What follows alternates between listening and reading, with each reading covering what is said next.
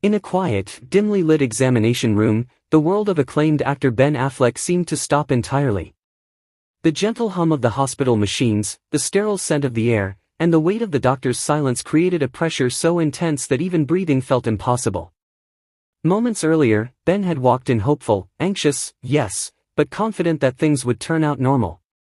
He never expected to hear the words that followed. The doctor's voice was calm, steady, but devastating.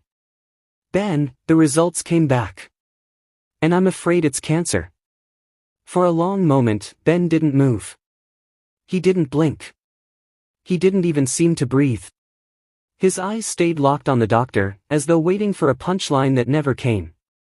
Finally, in a voice cracked with disbelief, he whispered, "This can't be happening." The room felt smaller. The walls felt closer.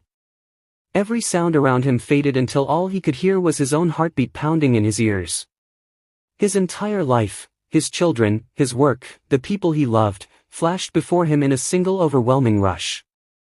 Ben leaned forward, elbows on his knees, burying his face in his hands.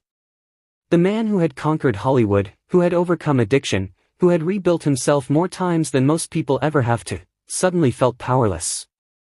He asked the doctor again, almost like a child hoping for a different answer. "Are you sure? Maybe the test, maybe it's wrong." But the doctor's expression told him everything. Ben inhaled shakily, tears welling in his eyes but refusing to fall. He stared at the floor, jaw trembling as he struggled to accept the truth laid before him. The thought of telling his children tore his heart apart. How would he look them in the eye? How would he hide the fear? Finally, he sat back, eyes shining and voice barely audible. "I thought I had more time. I really thought I had more time." As the doctor began discussing treatment options, Ben barely heard a word. His mind was spinning, trying and failing to anchor itself in something solid.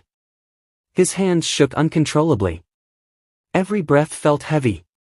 He felt the weight of mortality pressing down on him in a way he'd never experienced before. For someone who had always pushed through life's storms, this was different. This was a hurricane, and he was standing in the center, alone, terrified, and unsure of what tomorrow might look like.